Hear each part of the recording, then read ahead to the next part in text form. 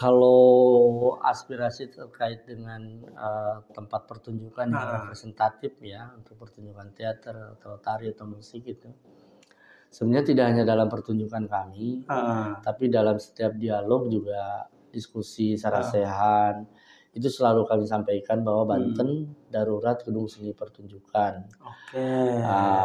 Ini sudah sering sama teman-teman disampaikan Mhm. kepada, pejabat berwenang. Mhm. Nah, entah tindak lanjutnya seperti apa. Oke.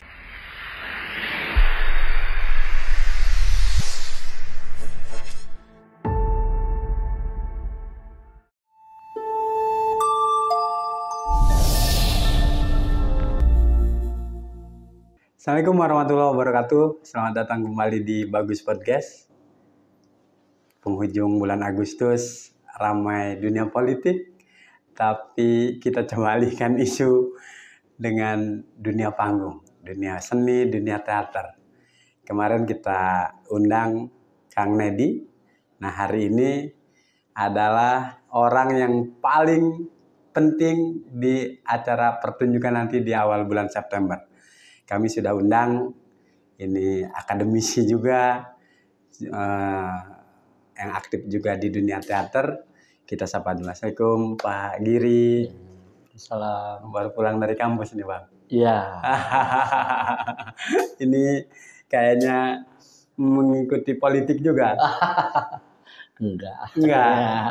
Soalnya kami undang beberapa politisi ngobrol di Bagus Podcast pakai kemejanya warna hitam. Oh gitu. Karena orang teater. Karena orang teater ya. Oke. Untung player kemarin soal darurat itu nggak warna hitam Pak. Ngomongin teater Bang, karena ini tahun politik. Ini bahkan hari terakhir pendaftaran calon kepala daerah, baik tingkat provinsi maupun kabupaten kota. Kami juga baru beres liputan dari kantor KPU. Tapi kami dapat info ternyata mau ada pertunjukan ini di awal September. Bocoran dari Kang Nedi, ini awak-awak gerabah. Sesungguhnya kami undang abang dan juga sutradaranya, tapi sutradaranya masih fokus latihan katanya bersama para aktornya. Kita langsung ke Pak Giri. Kenapa kemudian ngambil momentumnya di September atau tepat di tahun politik pilkada kita ini? Apa ada kritikan khusus pada demokrasi yang terjadi di negara kita atau di Banten, Bang? Sebenarnya tidak ada kesengajaan ya kita melaksanakan kegiatan pertunjukan teater di tahun politik ini. Sebenarnya awalnya adalah kegelisahan kami dengan Kang Opik sebagai sutradara. Beliau gelisah ingin mencoba mengangkat kembali tentang gerabah, di mana gerabah ini kan salah satu yang menjadi bekas peradaban di masa lampau ketika zaman Kesultanan yang sekarang masih ada. Jadi ketika kami berbincang dengan Kang Opik, bagaimana kalau kita mengangkat pertunjukan teater dengan mengangkat gerabah ini. Saya kira ini akan menarik karena supaya kita bisa lebih mengangkat lagi sejarah yang pernah terjadi di zaman Kesultanan, khususnya dengan gerabah. Jadi nasib gerabah kita yang terutama yang terkenal yang ada di Serang ini, kondisi hari ini seperti apa Bang? Kondisi hari ini cukup kalau dibilang memprihatinkan ya, karena seiring dengan perkembangan zaman gitu ya, banyak orang-orang yang sedikitnya melupakan tentang gerabah. Padahal kan gerabah ini terutama yang ada di Bumi Jaya pernah mengalami zaman-zaman keemasan di tahun 90 sampai 2000-an. Nah, gerabah yang ada di Bumi Jaya ini merupakan sentra gerabah yang sangat terkenal. Bahkan sejak zaman Kesultanan sudah ada dan hingga kini masih sukses eksis ya. Nah, oleh karenanya kami ingin mencoba membantu bagaimana gerabah ini bisa lebih dikenal luas lagi, terutama di kalangan generasi muda. Oke, artinya dari sisi sejarah, terutama yang Bumi Jaya ini termasuk yang pernah sangat populer karena pernah jaya. Selain di Bumi Jaya, kalau bicara konteks Banten, gerabah kita selain di Kabupaten Serang ada di mana lagi, Bang? Yang paling terkenal dan paling populer itu hanya di Bumi Jaya. Oke, gitu. Di Pandeglang Lebak nggak ada? Belum ada. Gitu. Belum ada. Hanya Bumi Jaya ini yang di Ciruas ini. Iya, betul. Oke. Karena kenapa di Bumi Jaya ini banyak terkenal di kalangan masyarakat? Karena di sana terdapat bahan-bahan yang sangat baik. Gitu. Makanya di zaman-zaman populernya itu banyak sekali dari luar negeri, gitu ya, pesanan-pesanan dari luar daerah itu banyaknya ke Bumi Jaya. Oke. Kalau Abang lihat langsung di Bumi Jaya, apa bentuk gerabah yang masih bertahan, yang masih dibuat? Oh, macam-macam ya, ada kendi gitu ya, ada gentong, terus yang paling banyak sekarang terlihat pesanan-pesanannya itu adalah bentuk gerabah yang seperti piring. Nah, itu tuh fungsinya untuk semacam mengeringkan biji-biji emas gitu, karena itu adalah pesanan-pesanan dari luar daerah, terutama dari daerah-daerah Kalimantan, daerah-daerah tambang. Nah, itu tuh banyak sekali yang seperti itu. Terus keramik-keramik itu ya, keramik-keramik yang ada ornamen-ornamen kedaerahan itu masih ada di situ. Oke. Artinya gini, Bang, kalau masa kecil Sapro kami tidak asing dengan gerabah karena hasil karya gerabah-gerabah itu dekat sekali dengan lingkungan sehari-hari karena kita pakai. Sekarang malah terjadi pergeseran bahwa seolah-olah yang punya gerabah adalah orang-orang elit, orang-orang bangsawan, orang-orang kaya. Gimana risetnya nih soal gerabah ini? Ya, sebenarnya itulah ya, makanya kita mengingatkan kepada publik gitu ya, bahwa gerabah ini tidak harus menjadi terlalu eksklusif hanya dikoleksi oleh orang-orang yang istilahnya kalangan menengah ke atas. Gitu. Padahal kan gerabah itu bisa juga dipakai oleh kalangan menengah ke bawah. Salah satu yang masih dipakai adalah tungku. Tungku, gitu ya. Iya. Terus kendi-kendi kecil yang buat ziarah itu juga masih bisa gitu ya, terjangkau oleh masyarakat. Masih bertahan gitu ya. Masih bertahan ada sampai sekarang. Meskipun bicara soal tungku, kebijakan pemerintah begitu geser ke konversi gas juga mematikan kreativitas para pembuat gerabah. Itulah problem realitas yang ada di masyarakat. Artinya kalau Pak Giri melawan risetnya, ini jadi barang-barang karya pembuat gerabah ini lebih ke barang antik ya jatuhnya, nggak untuk digunakan sehari-hari. Tidak juga untuk barang antik ya, tetapi justru untuk kebutuhan sehari-hari. Oh, masih? Ya, masih. Karena di Banten juga khususnya gitu ya, masih banyak yang tidak begitu cepat beralih ke gas LPG ataupun yang lebih modern gitu ya. Tapi masih banyak yang menggunakan tungku-tungku gitu ya.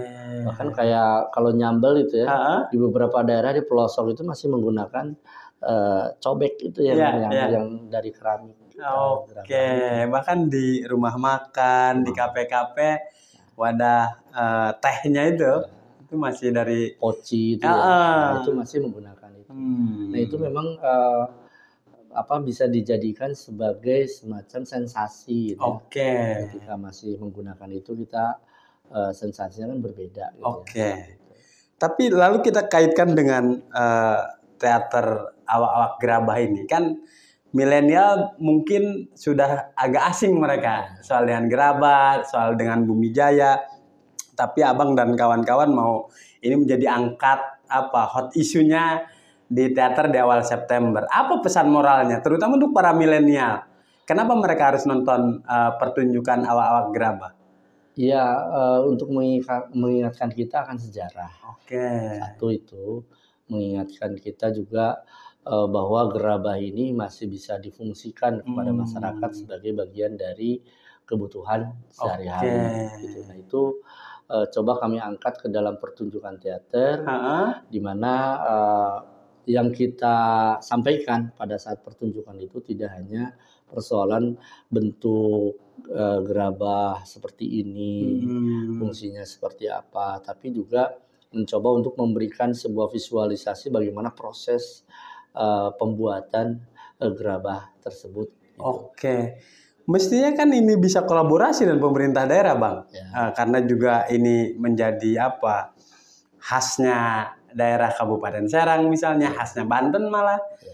Ada supporting nggak dari pemerintah daerah? Alhamdulillah kalau untuk pertunjukan awak-awak gerabah ini ada support dari Balai Pelestarian Kebudayaan Wilayah 8. Kebetulan kami mengajukan sebuah program fasilitasi pemajuan kebudayaan BPK Wilayah 8 tersebut lolos dan untuk membuat pertunjukan awak-awak gerabah ini. Selain itu juga kami berkomunikasi dengan Dinas Pendidikan dan Kebudayaan, terutama di bidang kebudayaan. Yang Provinsi Banten apa yang Kabupaten Serang? Kabupaten Serang. Kami berkomunikasi, mereka sangat support, alhamdulillah, dan kerjasamanya terjalin dengan baik. Kalau dengan pemerintah provinsi, kami sudah ada komunikasi, tetapi mereka hanya merespon sangat baik saja. Siap. Tapi karena ini tahun politik, bahkan mungkin nanti keliling-keliling pertunjukan ini juga bisa bersamaan waktunya dan masa kampanye, bisa juga komunikasi dengan para kandidat itu untuk nonton. Itu saya belum terpikir ya, karena itu belum dibicarakan dengan tim. Apakah kita ada berkomunikasi ya dengan para kandidat, itu kita belum tahu gitu ya. Dan kita belum berbicara ke arah sana. Kita hanya fokus pada kekaryaan, terus tentang gerabah bagaimana tetap secara historis bisa kita kenalkan kepada masyarakat, supaya masyarakat tidak lupa tentang bagaimana sejarah gerabah itu bisa ada di Bumi Jaya tersebut. Kalau risetnya Abang, sudah generasi keberapa mereka yang di Bumi Jaya ini? Mereka tidak mengatakan generasi keberapa ya, tapi yang jelas itu sudah sangat lama dan sudah beberapa generasi. Turun temurun gitu, sangat dari sejak zaman Kesultanan sampai sekarang. Kadang mereka sabarahnya itu tidak menyebutkan secara pasti, tapi yang jelas di situ mereka mengatakan ya kami dari bapak meneruskan bapak, terus kami teruskan juga ke anak, terus ke lingkungan sekitar. Jadi saya melihat itu generasinya udah sangat banyak gitu. Dan menjadi mata pencaharian utama. Nah betul. Jadi di sana Kampung Bumi Jaya itu menjadi menggantungkan mata pencahariannya lewat pembuatan gerabah tersebut. Lalu kalau kita agak luas, apa keunggulan karya gerabah yang Bumi Jaya ini, yang Serang Banten ini, dibandingkan dengan yang provinsi-provinsi yang lain? Kalau keunggulannya dilihat dari variasi motif yang dibuat gitu ya, bervariasi, terus juga yang paling penting adalah bahannya itu. Tanah liatnya itu yang kualitasnya sangat baik, yang memang boleh dibilang sangat lebih baik daripada di daerah lain gitu. Karena kalau di masa keemasannya, terutama di tahun 90, tahun 2000-an, itu banyak sekali dari luar negeri malah pesan ke sini. Tapi kan udah puluhan tahun, bahan bakunya juga bisa habis kalau terus menerus, karena dia tidak bisa diperbarui misalnya.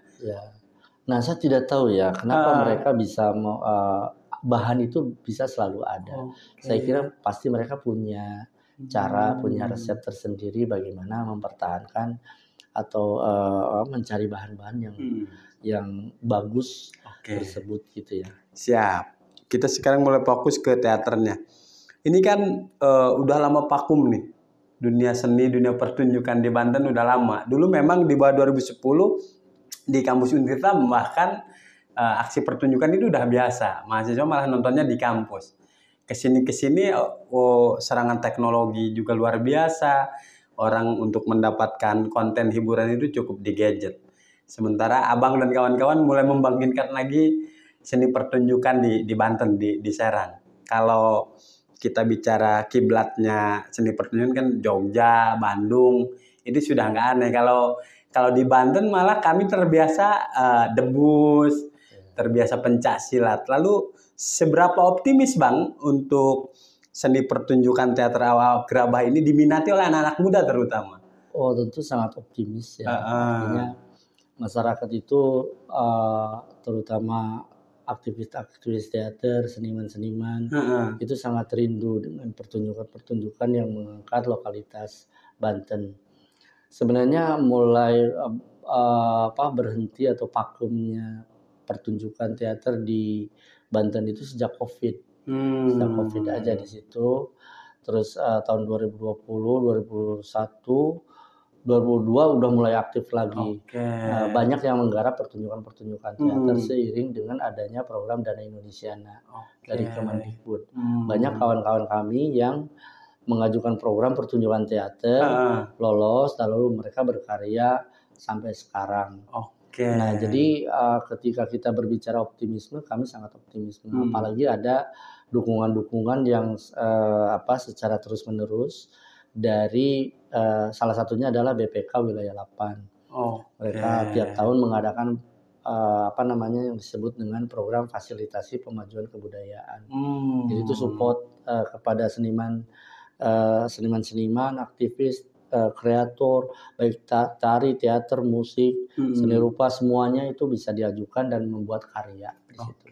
Dan seni teater pertunjukan ini mahal biaya produksinya? Itu tergantung ya. Gitu. Kalau berbicara mahal dan tidaknya tergantung daripada kita tata kelolanya seperti apa gitu. Nah, kalau biasanya dalam satu proses produksi kan kita membutuhkan latihan-latihan, di mana latihan-latihan itu tidak hanya sebulan 2 bulan, dan biasanya apakah ada konsumsi atau tidak setiap latihan itu. Terus dana produksi juga pasti akan kita butuhkan terkait dengan dana publikasi, dana pembuatan properti, dan terus artistik, terus kostum dan pembuatan tiket dan lain-lain. Itu juga membutuhkan dana. Nah, itu tuh kalau untuk teater sebenarnya bisa dilakukan dengan melakukan efisiensi sehingga pertunjukan itu tidak terlalu mahal. Gitu. Nah, untuk aktor-aktornya mereka apa? Sukarelawan atau ada honornya? Ya, untuk rencana kami ada honornya, tapi memang honor yang sifatnya kalau berbicara profesional itu kan harus ada nominal yang jelas, tanda tangan kontrak dan lain-lain. Tapi di sini karena kita sepakat bahwa kita hanya untuk berkarya, berkreativitas, membangun kebudayaan Banten lewat pertunjukan ini. Jadi alhamdulillah kami tidak fokus pada honor yang besar gitu ya. Harga mahasiswa lah. Harga. Berapa aktor yang dilibatkan Bang? Ada mahasiswanya? Ada mahasiswanya, kurang lebih yang sekarang itu masih yang sedang berproses itu ada 4 sampai 6 aktor yang dilibatkan. Gitu. Salah satunya Kang Nedi. Kang Nedi salah satunya. Gitu. Abang termasuk apa? Kalau saya sebenarnya lebih kepada konsultan ya. Jadi konsultan pertunjukan. Jadi apa-apa kalau Kang Opi kan sutradaranya, Opi Pamungkas. Nah, beliau kalau ada apa-apa selalu cerita gitu. Bagaimana kalau begini, bagaimana kalau begitu. Lalu kita diskusikan. Jadi semacam teman diskusi. Ternyata bukan panggung politik aja yang ada konsultannya ya. Teater juga ada konsultannya. Tapi nggak sekalian tampil konsultannya. Itu tergantung situasi ya. Kita improvisasi ya.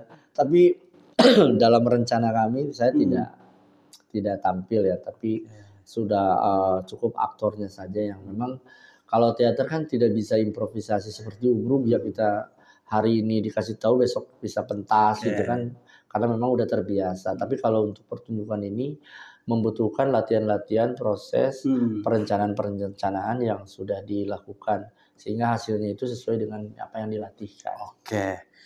Di pertanyaan pamungkas Pak Giri, ini kan fasilitas seni pertunjukan di Banten, mau di Kota Serang, mau di Kabupaten Serang, juga masih minim, Bang. Tentu ini kan kesempatan ketika Pak Giri dan teman-teman mau angkat awak gerabah, mau dipertunjukkan pentas seni, apalagi di tahun politik, mestinya ada juga kritikan pada pemangku kebijakan bahwa ternyata dunia panggung kita, dunia seni Banten ini tinggi, masyarakat milenial juga masih menggandrungi, tapi pemerintah selama ini abai.